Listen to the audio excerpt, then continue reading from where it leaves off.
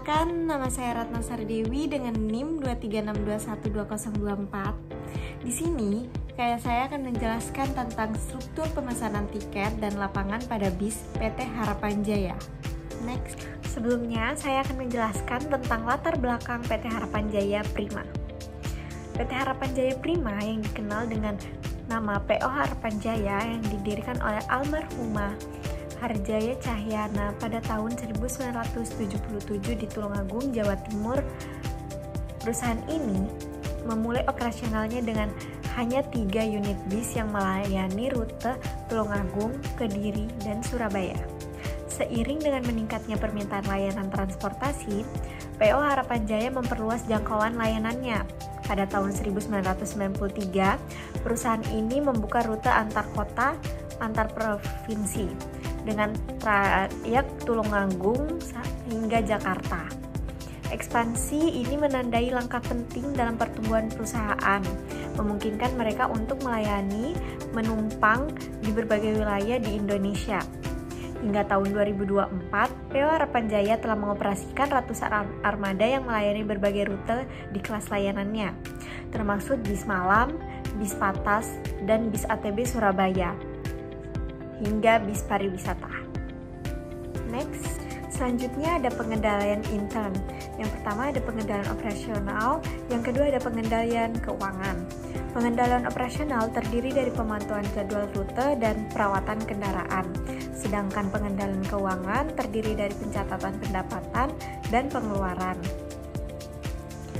Pemantauan jadwal rute itu seperti sistem GPS untuk melacak posisi bis dan memastikan tidak ada menyimpang dari rute ke rute yang lain. Sedangkan perawatan kendaraan itu seperti mencatat jadwal perawatan rutin, kapan dia harus mengganti oli, kapan harus dia mengganti ban, dan kapan harus mengecek mesin agar tidak terjadi kerusakan. Lebih tepatnya mencegah terjadinya kerusakan. Yang kedua ada pengendalian keuangan, pencatatan pendapatan yang terdiri dari penggunaan mesin aplikasi tiket digital untuk mengurangi adanya penyelewengan uang. Sedangkan di bagian pengeluaran untuk pembiayaan gaji untuk para karyawan yang bekerja. Selain itu ada pembatasan wewenang dalam pengeluaran biaya bahan bakar dan perbaikan. Untuk pencatatan waktu juga, pencatatan waktu keberangkatan dan kedatangan untuk menghindari keterlambatannya jadwal keberangkatan. Selanjutnya ada bagian lapangan, koordinasi jadwal keberangkatan. Bagian ini melakukan pengaturan jadwal perjalanan pada bis. Setelah itu mencatat realisasi perjalanan atau biaya operasional.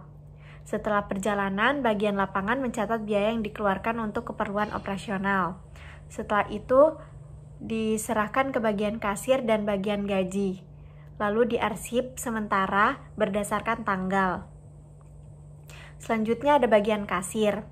Setelah menerima uang dari pemesanan tiket, lalu membuat bukti kas masuk. Setelah uang diterima, kasir membuat dokumen bukti kas masuk sebagai bukti transaksi. Setelah itu, meminta otorisasi kepada kepala bagian keuangan.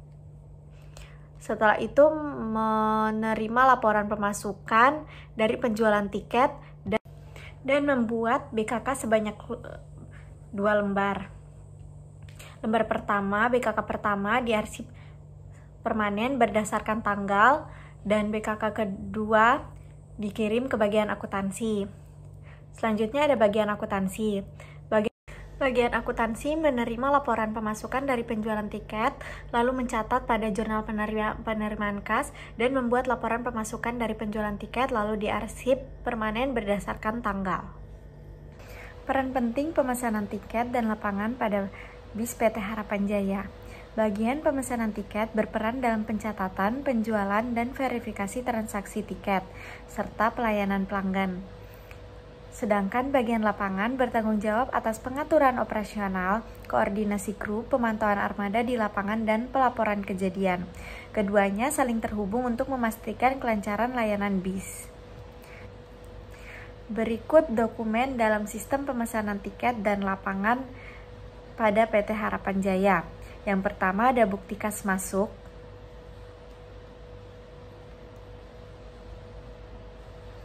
Yang kedua ada bukti kas keluar. Yang terakhir ada jurnal penerimaan kas. Cukup saja itu yang bisa saya sampaikan. Sekian dari saya. Mohon maaf jika ada kesalahan kata.